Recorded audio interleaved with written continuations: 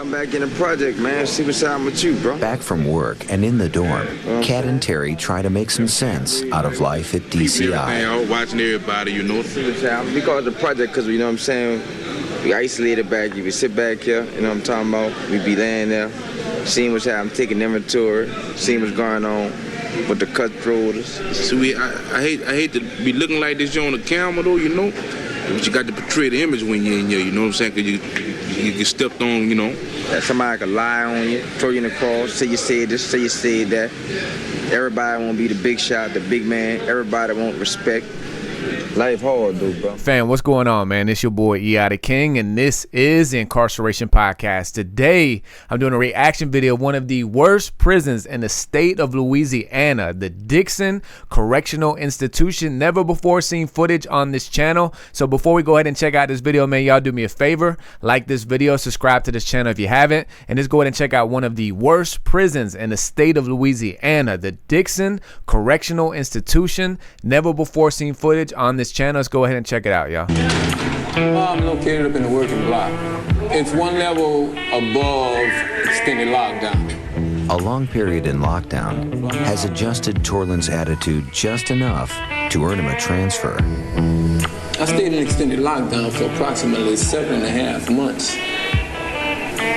I was transferred for an undetermined amount of time. They say 90 days. It depends on the way you conduct yourself around these people. Well, I talked to Torland in extended, and I hadn't seen him in quite some time. Next thing I hear, he's in the working cell block. So I'm happy for him, and I hope he got his mind right and extended, and he can do these 90 days back there. He's that much closer to getting on the compound. What's up? Brown Cooper. Brandon Jackson. I was charged with possession of a firearm and attempted murder, which was reduced. It was a drug trade, went bad. I took the law in my own hands and I shot at him. Thankfully, I didn't kill him. I sit around thinking about my days and my ways as a young gun. Now that I struck out, I wouldn't doubt what she preached about. Getting like your father day by day is what she used to say. Need to change your ways or you just might lay in early grave. Now I'ma set to play it cool, stay in school, but I disobeyed the rules. Now we in these true penitentiary blues. We're working in the woods behind the cell block B. This is a field operation. This is working cell block line, crew 13. Ain't nothing, cuz.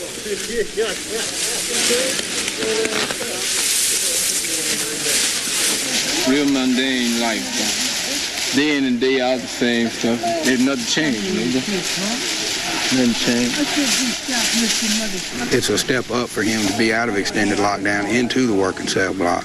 Now he can continue to work his way from level 1 to level 2, and eventually he'll be out of the working cell block, which will be a real accomplishment from coming from lockdown.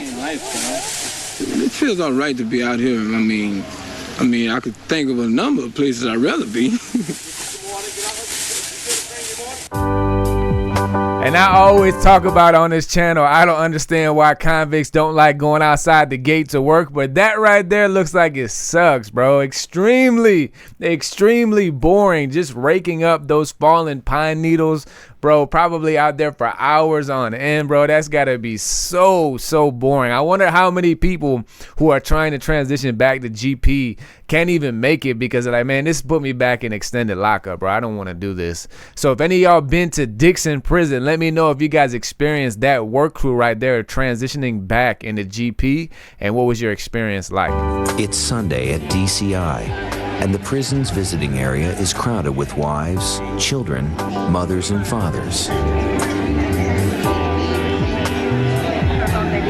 Like every other weekend for the past 4 years, the Thomasy family is here to spend time with their sons. Clifton and Christopher Thomasy. All right.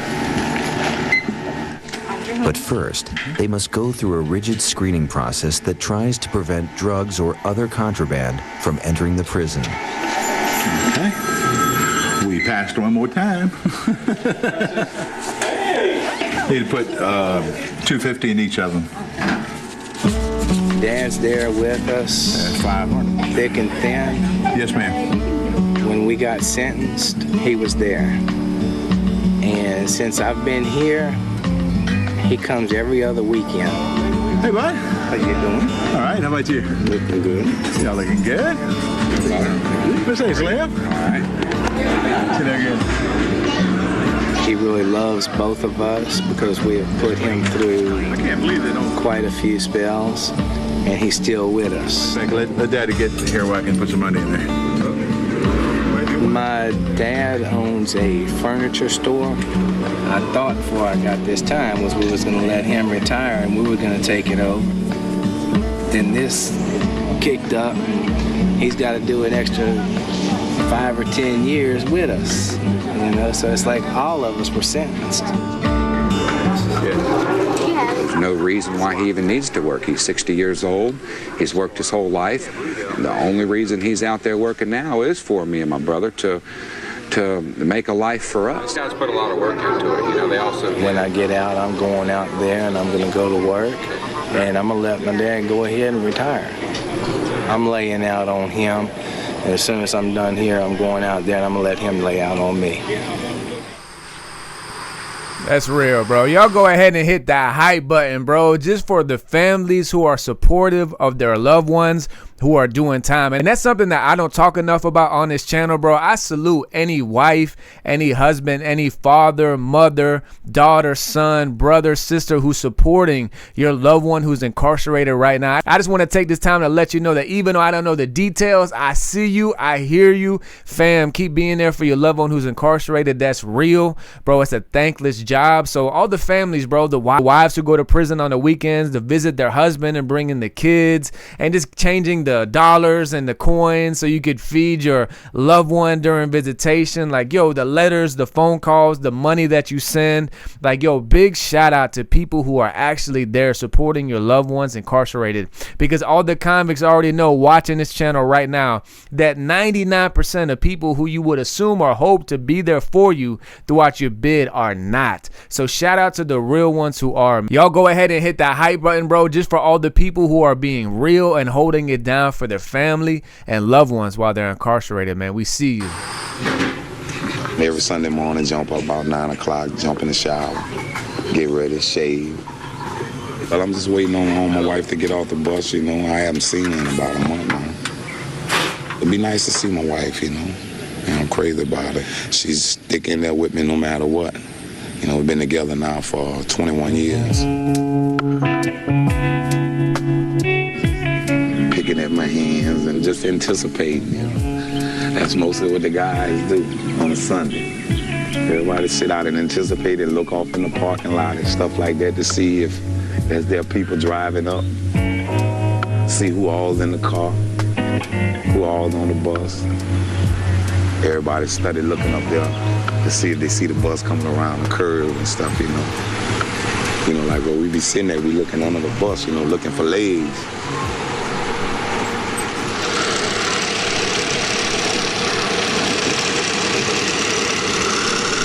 Nope.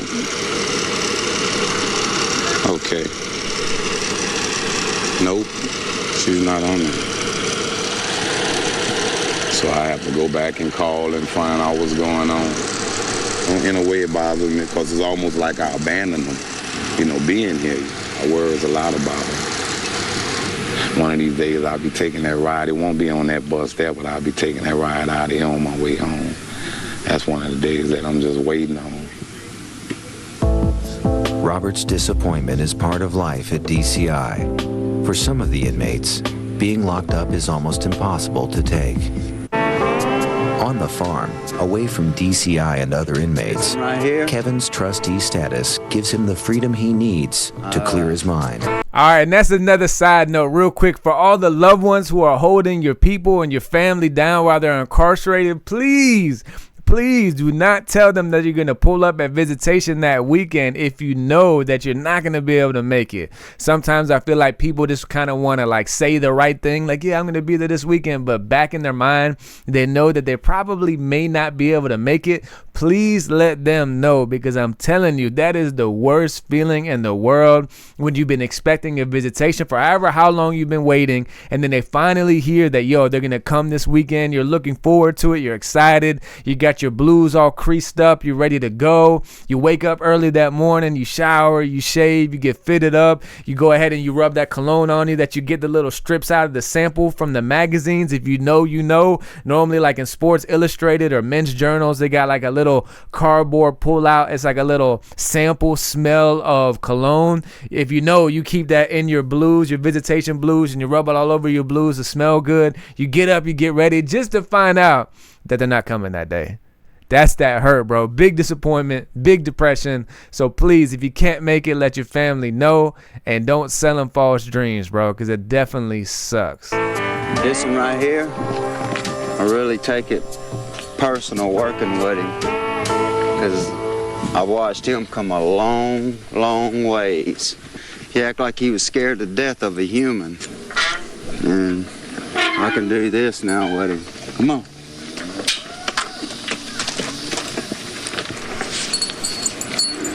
That kind of makes me feel good. I got a lot of time into this horse right here.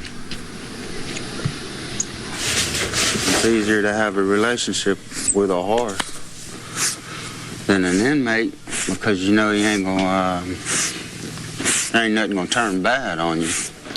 You know this horse ain't gonna stab you in the back. I'm trying to be positive today. It's a little hard work doing it in prison, because, man, you hear so much negative stuff. I try and get away from all that. A lot of times I get so relaxed out here as far as mind-wise, not all this tension all the time. Help! They'll tell us to get ready to go in sometimes, and I hate to go in. Since I've been down, I've worked on trying to get my mind right. This is not no vacation for me.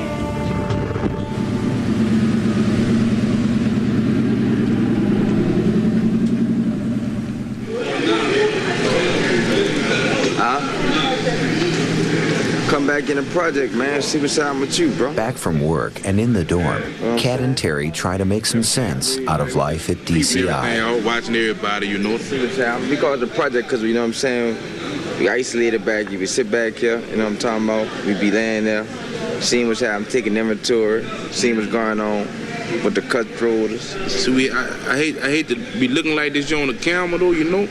But you got to portray the image when you're in here, you know what I'm saying? Because you get stepped on, you know. That somebody could lie on you, throw you in the cross, say you said this, say you said that. Everybody won't be the big shot, the big man. Everybody won't respect. Life hard, dude, bro. For somebody, you know what I'm saying? See, they think it's a struggle up in here. There ain't really no struggle in here. The struggle on the outside. That's what the struggle is. Yeah, I started off on the wrong foot. Like I said, when I first come here, I had the street, you know, street mentality. But after, you know what I'm saying, being here a little while and kind of just to, you know, sit back and relax, be cool, you know. One thing for sure, I keep with me, this little book right here. You know what I'm saying? Good book, you know what I'm talking about? People keep me going. Only thing I really keep in here is my son's pictures. Look at them every day, you know. Knowing he out there waiting on me.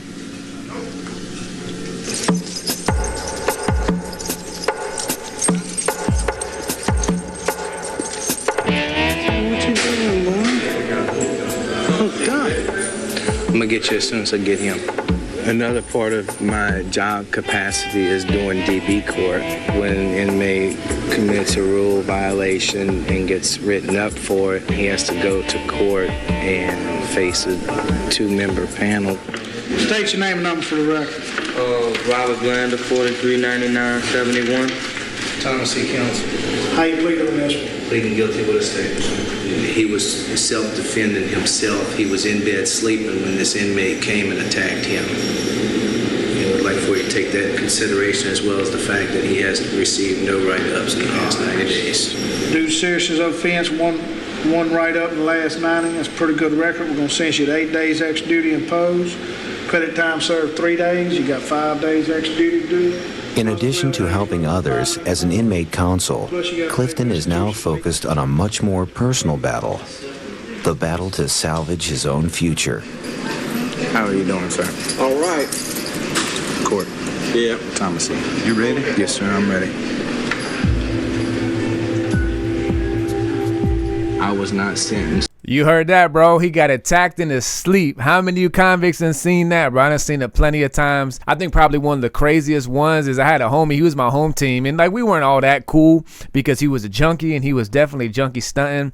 But he was my home team. He was good people. He just had a habit that he couldn't control.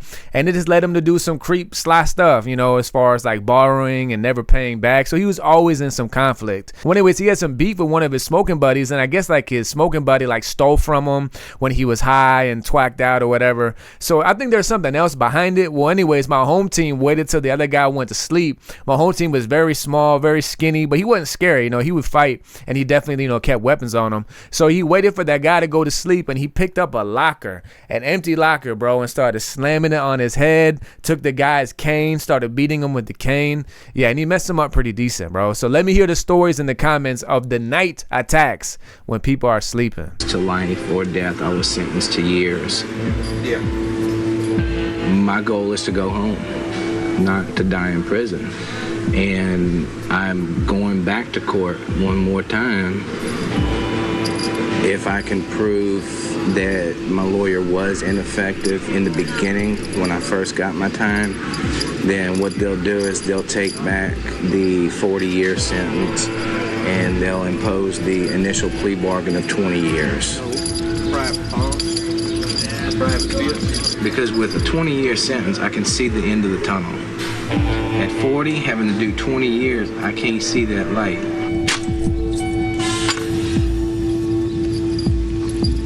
I'm thinking that I'm gonna get a little bit of justice because the judge sees that I'm serious now. Where are you going to? Baton Rouge Parish Court. I'm praying hard on it. I want it to happen now. I want it to happen soon. So all I can do is hope and pray. All right, y'all, we're going to go ahead and stop it right here, man. So, look, it's your boy, E.I. the King, and this is the Incarceration Podcast. So, family, look, I got a fire HBO-style series on the full episode playlist. It's a chronological journey of my 12 years in prison. It's called The Incarceration. Season 1 has been out, but Season 2 is just now coming out. But to access it, you have to become an all-access member to this channel, and this is a preview clip of Season 2 right here. It's my birthday. I'm getting out of the shower, and while I'm in the shower, the curtain's up. You know, no one can see you. But I guess one of my homies knew that I went in the shower because I had after him. So I hear someone come up to the shower. You can hear the footsteps walking up.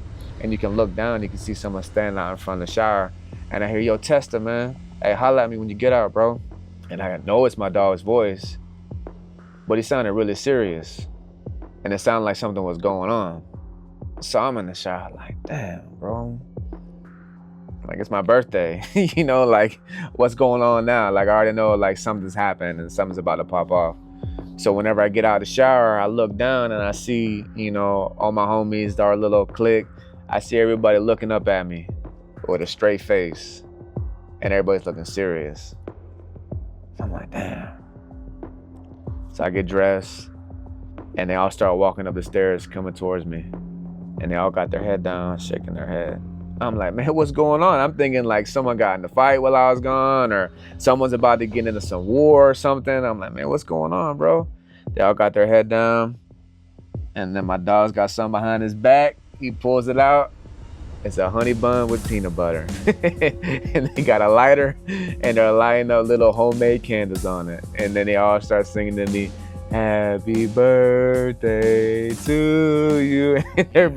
And also, if you didn't know, man, I am a rapper. My artist name is E.I. the King. You can find my music wherever you listen to your music at. Go to my artist YouTube channel, E.I. the King, to check out my music videos. Follow me on Instagram, E.I. the King, TikTok, E.I. the King, E.I. the King Official, and family. I got 3 other YouTube channels. My official artist channel, go check out my music videos at E.I. the King, Real Crime Stories Unlocked, and my newest channel, Low Budget Traveling, where I'm sharing with you all all convicts and everyday average American that it is possible for you and I to travel abroad internationally on a low budget. All the links are going to be at the end of this video. Go ahead and click those links. It's going to take you to my channels. Subscribe, follow, check out the content. Is fire. And family, we're on the journey to 100,000 subs. Right now we're at 60K. I appreciate all the day one viewers and day one subscribers. If you have not yet subscribed, please go ahead and do so. Y'all do me a favor, go ahead and like this video right now. For all the convicts watching, man, if you done time in the county jail, state prison, federal prison, you want to share your incarcerated experiences, email me at eithekingbooking@gmail.com or DM me on Instagram at eitheking_.